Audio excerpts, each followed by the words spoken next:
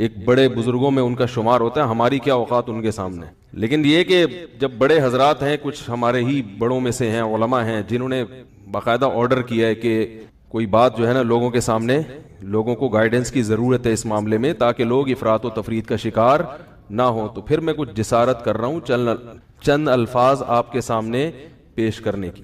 پہلی بات یہ ہے کہ مولانا طاری جمیل صاحب ایک صاحب رائے آدمی ہیں، ان کو اپنی رائے بیان کرنے کا پورا حق حاصل ہے. اس پر دنیا میں کوئی بھی پابندی، اس رائے بیان کرنے پر پابندی نہیں لگا سکتا.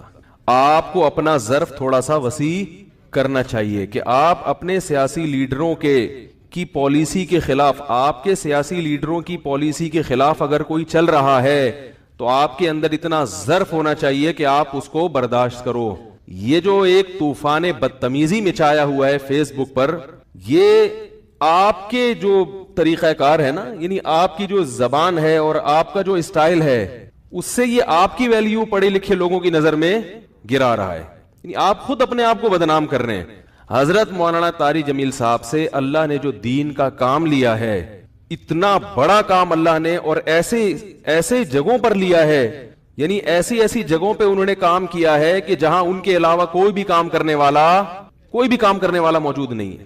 ابھی اگر انہوں نے کسی حاکم کے حق میں اس کی اچھی چیزوں کو ہائی لائٹ کر کے اس کو اپریشیٹ کر دیا تو یہ کون سا جرم ہو گیا بھائی؟ یہ کون سی کتاب میں لکھا ہے کہ یہ جرم ہے؟ لوگوں کے میسج آ رہے ہیں، امام احمد ابن حنبل ظالم حاکم کے سامنے ڈٹ گئے تھے اور ان کا جیل سے جنازہ نکلا. امام ابو حنیفہ ڈٹ گئے تھے، انہوں نے وزارت کو قبول نہیں کیا، ان کا جیل سے جنازہ نکلا. امام ابو حنیفہ رحمہ اللہ تعالی نے اگر وزارت قبول نہیں کی تو کیا ساری دنیا کے سارے علماء میں کسی نے بھی وزارت قبول نہیں کی ہے؟ امام ابو یوسف نے قاضی القضاء کا عہدہ قبول کیا. امام احمد ابن حنبل رحمہ اللہ تعالی جو اس حاکم کے سامنے ڈٹ گئے تھے، وہ اس بیس پہ نہیں ڈٹے تھے کہ وہ ان کا کوئی ذاتی رنجش تھی یا کوئی مسئلہ تھا. امام احمد ابن حنبل کو حاکم وقت مجبور کر رہا تھا کہ اس کی مرضی کا فتویٰ دیں. بات آ رہی ہے سمجھ میں؟ اس وقت کا جو خلیفہ تھا اس کی رائے یہ تھی کہ قرآن مجید اللہ کی مخلوق ہے، اللہ کی صفت نہیں ہے. امام احمد ابن حنبل کی رائے یہ تھی کہ قرآن اللہ کی صفت ہے، اور یہی اہل سنت کا عقیدہ تھا. حاکم وقت گن پوائنٹ پہ مجبور کر رہا تھا کہ آپ وہی فتویٰ دیں جو میں دیتا ہوں کیونکہ لوگ آپ کو سنتے ہیں. اگر کوئی حاکم کسی مفتی کو، کسی عالم کو مجبور کرے کہ جو میں رائے رکھتا ہوں آپ کو اسی پہ فتویٰ دینا پڑے گا، پھر کسی عالم مفتی کے لیے جائز نہیں ہے کہ وہ اپنے فتوے کو حاکم کے کہنے سے تبدیل کرے. یعنی حکومت کی اس قسم کی چاپلوسی کیا ہے؟ بولو نا بھائی، ناجائز ہے. یعنی ایسی چاپلوسی کہ آپ غلط بیانی شروع کر دیں. حضرت مولانا طاری جمیل صاحب نے یہ جو کلپ ہے جس میں عمران خان کی حمایت کی ہے انہوں نے، میں نے بار بار سنا اس کلپ کو، اس میں کہیں بھی ایسا نہیں ہے کہ کسی غلط بات میں عمران خان کی انہوں نے کیا کی ہو. لوگ کہہ رہے ہیں کہ عمران خان کی ابھی اسمبلی نے شراب کا بل پاس نہیں کیا تو مولانا نے اس کی مخالفت کیوں نہیں کی؟ تو مولانا حمایت بھی تو نہیں کی نا. نہیں یاری میرا خیال ہے بات. اگر مولانا اس کی حمایت کرتے کہ عمران خان اتنا اچھا آدمی، دیکھو اس کی اسمبلی میں شراب پر بل پیش ہوا اور وہ پاس نہیں ہوا، کتنا اچھا آدمی ہے، ماشاءاللہ ماشاءاللہ بہت زبردست کام ہو گیا، تو آپ کہتے یار یہ تو حکومت کی بالکل حمایت کر رہے ہیں. رہا یہ مسئلہ، ممکن ہے آپ یہ کہہ سکتے ہیں، پہلی بات تو میں ایک بات بتا دوں، مولانا طاری جمیل صاحب نے جو عمران خان کی حمایت کی ہے تو یہ پی ٹی آئی کی حمایت نہیں ہے، نہ پی ٹی آئی کی حمایت ہے نہ پی ٹی آئی کی مخالفت ہے. مولانا ان چیزوں میں نہیں پڑتے اور اب تک انہوں نے اپنا دامن ان چیزوں سے بچا کے رکھا ہوا ہے. اور میری رائے میں اگر وہ پی ٹی آئی کو برحق سمجھتے ہیں تو پی ٹی آئی کا نام لے کے بھی حمایت کر دیں. تو اگر آپ کو اس سے اختلاف ہے تو آپ ایک کلپ بنا دو کہ بھائی مولانا جو حمایت کر رہے ہیں ہمیں اس سے اتفاق نہیں ہے، اور مولانا کے جو دلائل ہیں ہم ان دلائل کو تسلیم نہیں کرتے اور اس کے غلط ہونے کے یہ دلائل ہیں. بات ختم ہو جائے گی. نہیں یاری میرا خیال ہے بات. بھائی اگر وہ پی ٹی آئی کی صراحتاً حمایت کریں نا مولانا طاری جمیل صاحب، ان کا حق ہے، حمایت کر سکتے ہیں، وہ عالم دین ہے، ان کی ایک سوچ ہے، ان کا ایک تجربہ ہے، ان کا ایک، اور حکمرانوں کے ساتھ اٹھے بیٹھے ہیں وہ. میں اور آپ اتنا قریب نہیں ہے جتنا قریب وہ رہے ہیں، تو ان کو زیادہ پتا ہوگا، ہم اور آپ کو زیادہ نہیں پتا. وہ ایک رائے رکھتے ہیں. اگر وہ صراحتاً بھی کہہ دیتے کہ پی ٹی آئی کو ووٹ دو، میں یہ سمجھتا ہوں کہ پی ٹی آئی بہتر ہے، تو اگر آپ مسلم لیگ کے ہیں تو آپ ایک کلپ بنا دیں کہ مولانا کی رائے سے ہم اتفاق، بولو بھائی، نہیں کرتے. مولانا جو یہ دلائل دیے، ہم اس یہ دلائل پر ہمیں اعتراضات ہیں اور یہ اعتراضات ہیں، بات ختم ہو جاتی. منافق اور حکومت کا پٹھو، مجھے تو وہ الفاظ کہتے ہوئے شرم آ رہی ہے یہ کون سا طریقہ ہے بھائی؟ رائے کی آزادی کا ہر ایک کو حق حاصل ہے. تو میں کہتا ہوں اگر وہ صراحتاً بھی حمایت کر دیتے, آپ ان کی مخالفت پر ایک کلپ جاری کر دیتے کہ ہم ان سے اتفاق نہیں کرتے, ختم ہو جاتی بات. جبکہ انہوں نے پی ٹی آئی کی حمایت نہیں کی ہے, انہوں نے عمران خان کی اگر حمایت کی ہے تو اس لیے نہیں کہ وہ پی ٹی آئی کا سربراہ ہے, اس لیے کہ وہ ملک کا سربراہ ہے. بات آ رہی ہے سمجھ میں؟ ملک کا سربراہ کوئی بھی ہو, اسلام اس بارے میں ہمیں ہدایات دیتا ہے کہ ملک کے سربراہ سے لڑ کے, اس کی گالی گلوچ کر کے, اس کی مخالفت کر کے آپ اس سے کام نہیں نکلوا سکتے. اسلام میں حکم ہے ملک کے سربراہ کی اطاعت کا, فرما برداری کا, اس کی تعظیم کا, اس کی عزت اور اس کے احترام کا. ہمارے اکابر کی تاریخ ہے یہ. امام احمد ابن حنبل کا جو حاکم وقت سے جھگڑا ہوا تھا, وہ حاکم نے زبردستی گن پوائنٹ پہ اپنی مرضی کا فتویٰ ان سے اگلوانے کا کہا تھا. یہ زیادتی ہو گئی تھی. اس کے باوجود امام احمد بن حنبل کے پاس لوگ آئے اور انہوں نے کہا کہ آپ قوم کو جمع کریں, ہم اس حاکم کی ایسی کی تیسی کر دیتے ہیں. آپ تاریخ اٹھا کے دیکھیں, امام احمد بن حنبل نے اس کام سے لوگوں کو منع کیا. تو مولانا طارق جمیل صاحب نے جو عمران خان کی حمایت کی ہے, اور یہ بھی میں عمران کی حمایت نہیں کی ہے, عمران خان جو اچھے کام کر رہا ہے مولانا کی نظر میں, مولانا نے ان اچھے کاموں میں کیا کیا ہے, لوگوں کو ترغیب دی ہے کہ اس میں عمران خان کا ساتھ دیں. اور میں بھی یہی کہتا ہوں, اور صرف عمران خان کے بارے میں نہیں کہتا. اگر نواز شریف کی حکومت ہوتی اور وہ کچھ اچھے کام کر رہا ہوتا تو میں بھی یہ کہتا کہ اس معاملے میں آپ کس کی حمایت کریں؟ نواز شریف کی حمایت کریں. زرداری بھی اگر کوئی اچھے کام کرے گا تو ہم ببانگے دہل یہ کہیں گے کہ اس کام میں آپ کس کی حمایت کریں. وہ الگ بات ہے, اس بیچارے نے, یعنی اس میں ابھی تک اختلاف ہے کہ کوئی ایسا کام کیا بھی ہے کہ جس کو اچھا کہا جا سکے کہ نہیں, اس میں اختلاف ہے. کچھ کہتے ہیں کہا ہے کیا, کچھ کہتے ہیں نہیں کیا. تو کوئی بھی کرے گا. اس سے پہلے مولانا طارق جمیل صاحب نواز شریف سے بھی ملتے رہے, مسلم لیگ کے صدر سے, اور جتنے بھی سیاسی لوگ آئے ہیں, جتنے بھی حکمران آئے ہیں, مولانا ان کے ساتھ ہمیشہ اچھا سلوک, بولو بھائی, کرتے رہے. کیوں کرتے رہے یہ میں ابھی آ رہا ہوں اس پر, کیونکہ اس کو لوگ کہتے ہیں یہ تو حکومت کے چاپلوسی اور مکھن لگانے والی پالیسی ہے. علماء حق کا تو یہ کردار نہیں ہونا چاہیے. علماء حق کا حکومت کے ساتھ کیا کردار ہونا چاہیے اس پہ میں ابھی آ رہا ہوں. پہلے میں اس بات کو ذرا کلیئر کر دوں کہ مولانا نے پی ٹی آئی کی حمایت نہیں کی ہے, مولانا نے پاکستان کے وزیر اعظم کی حمایت کی ہے. اور اس حمایت کی وجہ کیا ہے؟ آپ کہہ سکتے ہیں اس قسم کی حمایت سابق حکمرانوں میں سے تو کسی کی بھی نہیں کی. تو عمران خان کے کون سے ایسے سرخاب کے پر لگے ہوئے ہیں کہ ایک طرف سیاسی لیڈر اس کو یہودی ایجنٹ کہہ رہے ہیں, ایک طرف اس کو یہ کہہ رہے ہیں, ایک طرف اس کو وہ کہہ رہے ہیں, اور مولانا اس کو کیا کر رہے ہیں, حمایت کر رہے ہیں. تو آج تک ٹھیک ہے ملتے رہے ہیں, مگر اس طرح کا کلپ بنا کے باقاعدہ اپریشیٹ تو اب تک کسی کو کیا نہیں. اس کا جواب مولانا نے اپنے کلپ میں دے دیا. ابھی پھر میں نے بیان سے پہلے ان کا کلپ دوبارہ سنا ہے. مولانا نے کہا کہ یعنی پاکستان کو مدینہ جیسی ریاست بناؤں گا, یہ دعویٰ اب تک کسی وزیر اعظم نے نہیں کیا. انہوں نے وجہ بیان کر دی, بھائی اتنا زبردست دعویٰ کیا ہے کہ میں مدینہ جیسی ریاست بناؤں گا, تو مجھے یہ دعویٰ بہت اچھا لگ رہا ہے, میرا دل چاہ رہا ہے کہ میں کیا کروں, اس کی حمایت کروں.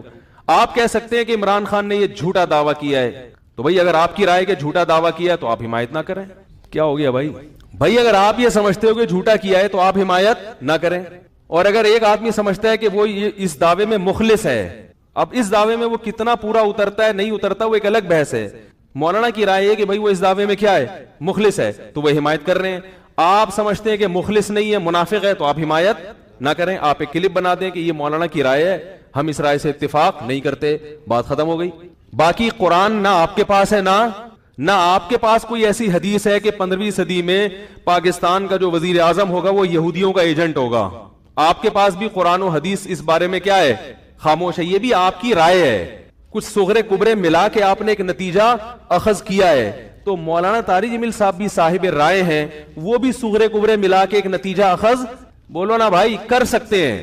مجھے اس سے بحث نہیں ہے کہ یہودی ایجنٹ ہے یا نہیں ہے, میں یہ بحث نہیں کر رہا ابھی بیٹھ کے. میں کہہ رہا ہوں کہ یہودی ایجنٹ ہونے میں اختلاف رائے تو ہو سکتا ہے نا.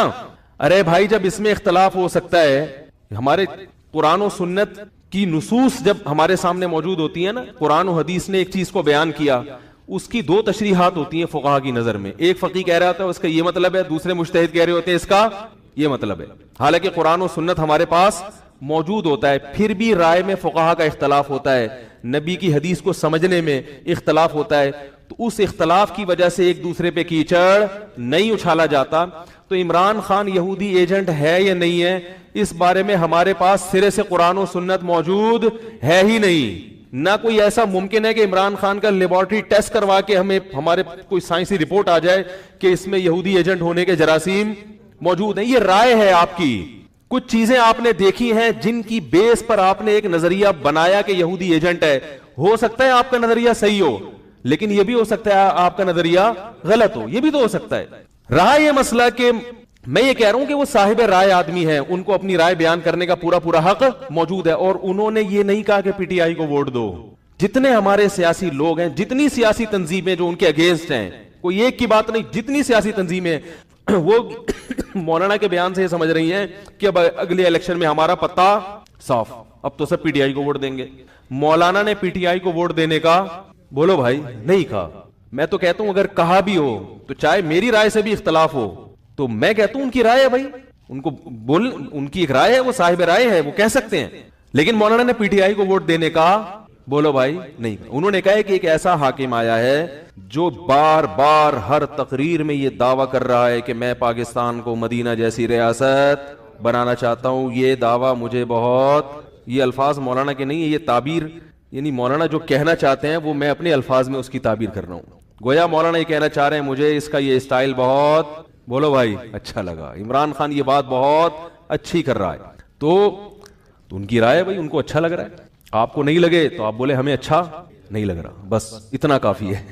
ٹھیک ہے نا, اس سے زیادہ آپ آگے جائیں گے تو آپ حدود سے تجاوز کریں گے. رہا یہ مسئلہ اور ایک الزامی جواب جو سیاسی تنظیمیں اپنے لیڈروں کے اشاروں پہ مولانا کی اتنی زیادہ مخالفت کر رہے ہیں, ان کے پاس تو ویسے بھی کوئی جواز نہیں ہے, کیونکہ ان کے جو سیاسی لیڈر ہیں وہ تو پتہ نہیں کس کس سے اتحاد کرتے رہے ہیں اپنے مفاد کی خاطر.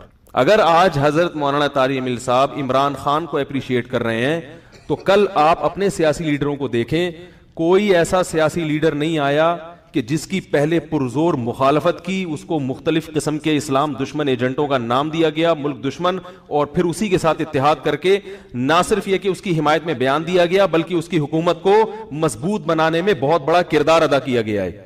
تو آپ کیسے مولانا کی مخالفت کر سکتے ہیں بھائی؟ ہمارے جتنے سیاسی لیڈران ہیں ان کے کارکنان یہ نہیں دیکھتے کہ ایک سیاسی لیڈر دوسرے کے ٹانگے کھینچنے میں لگا ہوا ہوگا اور تھوڑے دنوں کے بعد اپنے سیاسی مفاد میں اسی کے ساتھ مل کے حکومت بنا رہا ہوگا, اور اسی کو کیا کر رہا ہوگا بولو بھائی. جنرل مشرف کے دور میں ایسا ہوا, ساری سیاسی تنظیموں نے مشرف کو پہلے ملک کا غدار, قادیانی, ایجنٹ, اسلام دشمن, امریکہ کا پٹھو, کیا کیا نہیں کہا ہوگا. تھوڑے دنوں بعد سب سے بڑا اتحاد کس سے کیا ہے؟ اس وقت مولانا طارق جمیل صاحب نے تو آپ کے خلاف کوئی بیان بولو بھائی نہیں دیا کہ تم منافق ہو.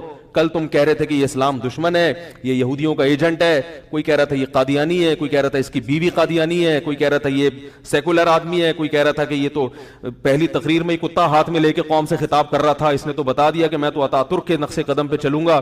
تو مولانا نے تو کوئی بیان نہیں دیا آپ کے خلاف کہ اب جو یہودی جس کو آپ یہودی کہہ رہے تھے آج اسی کے ساتھ آپ نے اتحاد کر کے جمہوریت کا گلا بھی گھونٹا اور اسلام دشمن قوتوں کا ساتھ بھی دیا. آپ کہہ سکتے ہیں کہ ہمارے سیاسی مفاد تھے اس میں, ہم اس وقت کی نزاکت کو سمجھ کے مشرف کا ہم ساتھ دے رہے تھے, تو آج مولانا بھی یہ جواب دے سکتے ہیں کہ ہمارے بھی کچھ سیاسی مفاد ہیں جو اپنے ذاتی نہیں ہیں بلکہ وہ کس کے مفاد ہیں بولو بھائی, وہ قوم کے مفاد میں. اور ہمیں مولانا پر یقین ہے ان کے اخلاص پر کہ وہ جو کچھ کر رہے ہیں قوم کے وسیع تر مفاد میں ہی کر رہے ہیں, لیکن ہمیں سیاسی لیڈروں پہ اعتماد نہیں ہے کہ وہ اگر کسی سے اتحاد کر رہے ہیں تو قوم کے وسیع تر مفاد میں کر رہے ہیں. ان میں یہ بھی اختلاف ہو سکتا ہے کہ اپنے ذاتی مفاد پیش نظر ہیں, اپنی سیاسی ساکھ کو برقرار رکھنا ہے, یا قوم کے وسیع تر مفاد. اس میں دو رائے ہو سکتی ہیں. حضرت مولانا طارق جمیل صاحب کے بارے میں دو رائے اس لیے نہیں ہو سکتی کہ جب کوئی کسی حاکم کا ساتھ دیتا ہے, کسی حاکم کی خوشامد کرتا ہے, تو اس کا یا تو مالی مقصود ہوتا ہے کہ پیسے چاہیے اس کو, یا عزت اور شہرت چاہیے. دو چیزوں میں سے ایک چیز چاہیے ہوتی ہے انسان جب حکومت کا ساتھ دیتا ہے یا حکومت کی خوشامدیں کرتا ہے. یہی مقصد ہوتا ہے نا بھائی. جو لوگ بھی حکمرانوں سے ملتے ہیں جا کے ان سے بڑی تمیز سے بات کریں گے اور جی حضور کے نعرے لگائیں گے, ان کے پاس یا تو وہ پیسے چاہتے ہیں, کیا خیال ہے بھائی, یا وہ کیا چاہتے ہیں کوئی عہدہ یا شہرت. حضرت مولانا طارق جمیل صاحب کے پاس پیسوں کی کمی بولو بھائی نہیں, اور ایک دھیلا بھی مجھے نہیں, میرے علم میں نہیں ہے, نہ کوئی ثابت کر سکتا ہے کہ انہوں نے خوشامد کر کے کسی کی جیب سے 1 روپیہ بھی نکالا ہو, ایک دھیلا بھی نہیں نکالا ہوگا انہوں نے. اور مولانا کو عزت اور شہرت کی ضرورت بھی نہیں ہے, کیونکہ مولانا کی شہرت عمران خان سے کئی گنا زیادہ. عمران خان کی شہرت اس وقت تک ہے جب تک وہ وزیر اعظم ہے. اگر وہ وزیر اعظم کے عہدے سے معزول ہو گیا تو مولانا طارق جمیل صاحب کے چاہنے والے, ان سے عقیدت کرنے والے پوری دنیا میں موت تک ان کے ساتھ رہیں گے. عمران خان کا ایسا ساتھ دینے والے لوگ نہیں ہیں. میں برائی میں نہیں کہہ رہا, نہ میں اچھائی میں کہہ رہا ہوں, میں ایک بات کر رہا ہوں. تو مولانا کو کیا, مولانا کا شمار کہا جاتا ہے کہ دنیا کے 5 مؤثر ترین لوگوں میں ہے.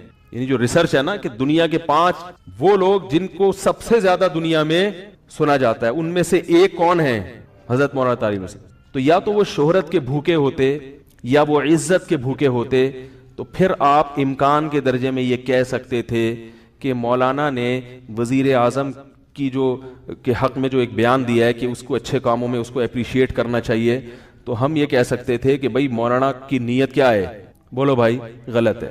تو یہ الزام بھی آپ مولانا پہ نہیں لگا سکتے. تو اللہ کے بندو اپنے ظرف کو کیا کرو. باقی میں ایک بات آپ سے کہتا ہوں کہ ممکن ہے لوگ کہیں کہ اچھا اچھے کاموں میں جب اس کو اپریشیٹ کیا جا رہا ہے تو عمران خان کے دور حکومت میں جو برے کام ہو رہے ہیں اس پہ بھی تو مولانا کا کلپ آنا چاہیے نا.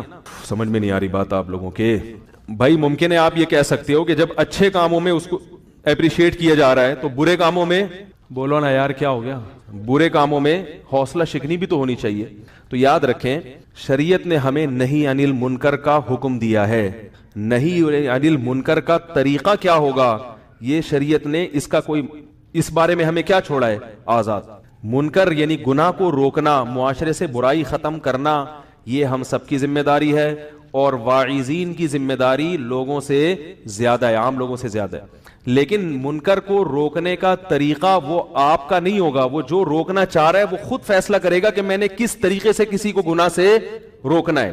گناہ سے روکنے کا ایک طریقہ یہ ہوتا ہے کہ کوئی گناہ کر رہا ہے, آپ بازو پکڑیں اور بولیں اس کو کھینچ, شراب خانے سے نکال لیں, شراب کی بوتل توڑ دیں اور 2 چماٹ لگائیں اس کے, بولیں چل دفع ہو یہاں سے. یہ بھی ایک گناہ کو روکنے کا طریقہ ہے. بات نہیں آ رہی میرے خیال سمجھ.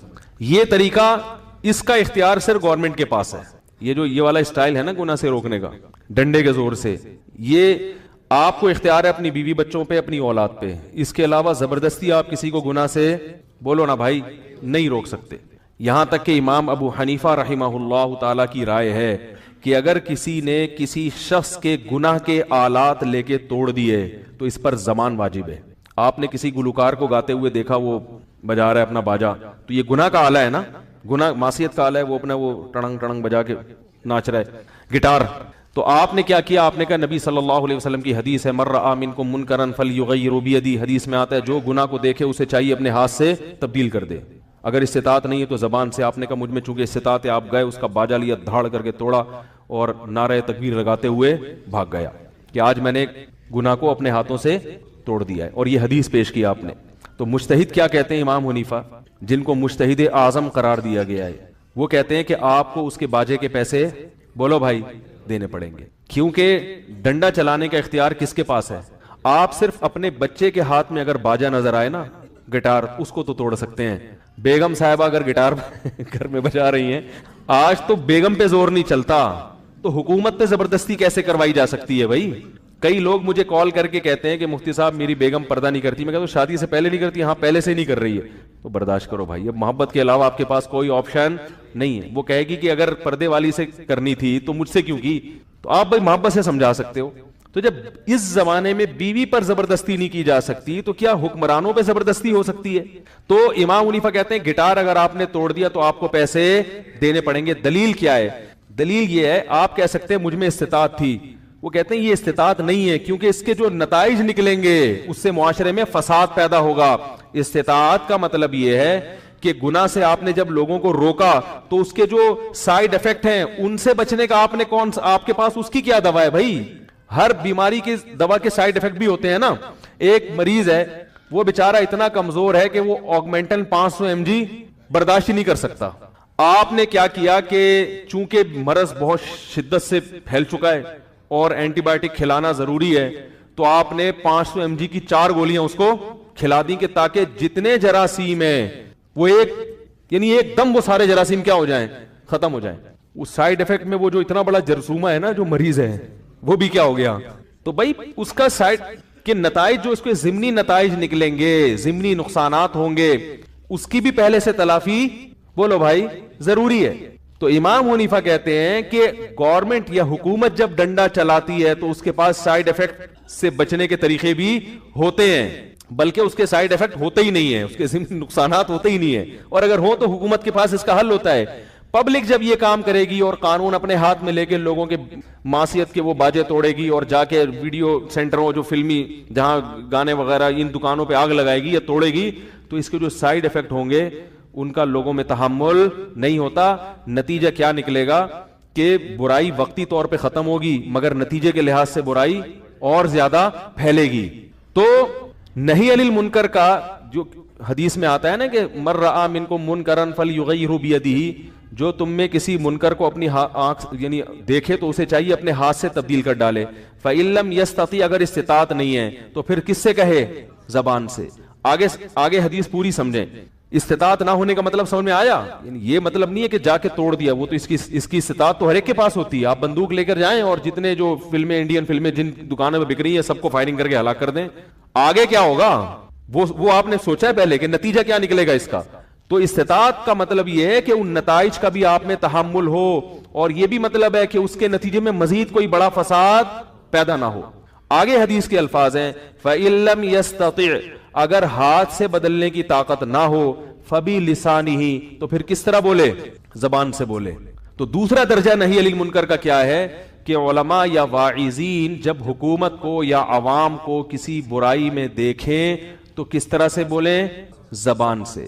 تو یاد رکھو زبان کا آگے حدیث میں آتا ہے اگر زبان سے بولنے کی بھی استطاعت نہیں ہے فَبِقَلْبِهِ, پھر کس سے؟ دل سے. دل سے مطلب یہ کہ دل میں نیت کرے کہ جب استطاعت ہوئی تو بدل دوں گا میں. اب زبان جیسے ہاتھ سے بدلنے کا یہ مطلب نہیں ہے کہ جا کے اس کا باجا توڑ دیا آپ نے, تو اسی طرح زبان سے کہنے کا یہ مطلب نہیں ہے کہ آپ کھڑے ہو کر تقریر کر سکتے ہو وہاں پہ. جیسے ہاتھ سے بدلنے میں یہ دیکھنا پڑے گا کہ نتائج کیا نکلیں گے, فائدے کے بجائے نقصان تو نہیں ہوگا.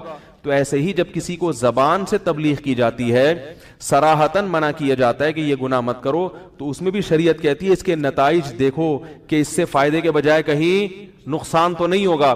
بعض دفعہ زبان سے کہنے میں بھی فائدے کے بجائے الٹا نقصان ہو رہا ہوتا ہے, اور دن رات اس کا گھروں میں مشاہدہ ہو رہا ہے. کتنے لوگوں کی کالز آتی ہیں, میں بعض لوگوں کو منع کر دیتا ہوں اپنے بیٹے کو نماز کا بھی مت کہو کیونکہ وہ چڑ میں آ گیا, ضد میں آ گیا ہے, چھوڑ دو اس کو اپنے حال پہ. لوگ اپنے ماں باپ کے بارے میں میرے پاس آتے ہیں کہ میرے والد نماز نہیں پڑھتے. میں نے کہا ایک دفعہ کہو, 2 دفعہ کہو محبت سے, بس اب کیا کرو؟ خاموش. کیونکہ اب بار بار بولو گے تو فائدے کے بجائے کیا ہوگا؟ تو میرے بھائی جب اپنے گھر میں ہم زبان سے تبلیغ کرنے سے پہلے 100 دفعہ سوچتے ہیں, تو کیا حکمرانوں کو زبان سے تبلیغ کرنے سے پہلے 100 دفعہ سوچنے کا حکم نہیں ہے کہ فائدہ ہوگا کہ نقصان ہوگا؟ حضرت مولانا طارق جمیل صاحب چونکہ دائی ہیں, وہ زبان سے روکنے سے پہلے 100 دفعہ سوچیں گے کہ میں نے اگر عمران خان کو یا وزیر اعظم کو یا فوج کے سربراہ کو یہ کہہ دیا کہ یہ جرم ہے, اس کا یہ نقصان ہے, تو کہیں اس کا فائدے کے بجائے نقصان نہ ہو. تو ان کی رائے ہے, وہ یہ سمجھتے ہیں کہ میرے لیے ایسے موقع پہ خاموشی بولنے سے زیادہ بہتر ہے. اور ممکن ہے دوسرا عالم یہ سمجھتا ہو کہ نہیں میرے لیے بولنا